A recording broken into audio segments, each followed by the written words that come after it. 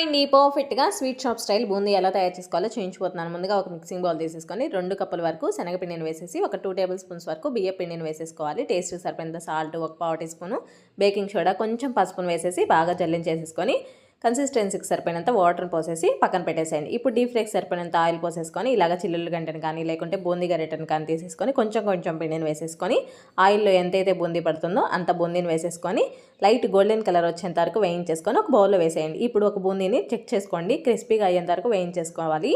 ఇప్పుడు అదే ఆయిల్లో ఒక పావు కప్పు వరకు వేరుశెనగ గుళ్ళు వేయించేసుకోవాలి. నెక్స్ట్ 10 లేదా 15 జీడిపప్పు పలుకులను కూడా వేయించేసుకోండి. నెక్స్ట్ ఒక 2 టేబుల్ స్పూన్స్ వరకు పుట్నాల పప్పును కూడా దోరగా వేయించేసుకోండి. నెక్స్ట్ 4 లేదా 5 రెమ్మల వరకు కరివేపాకును కూడా వేయించేసుకోండి. నెక్స్ట్ 4 లేదా 5 చిన్నులపాయలను కూడా క్రష్ చేసుకొని వేయించేసుకోవాలి. ఇప్పుడు ఒకసారి కలిపేసేసుకొని ఇప్పుడు హాఫ్ టీ స్పూన్ కారం, హాఫ్ టీ స్పూన్ ధనియాల పొడి, హాఫ్ టీ స్పూన్ జీలకర్ర పొడి, కొంచెం సాల్ట్ వేసేసుకొని బాగా మిక్స్ చేసేసుకుంటే perfect sweet shop style boondi ready.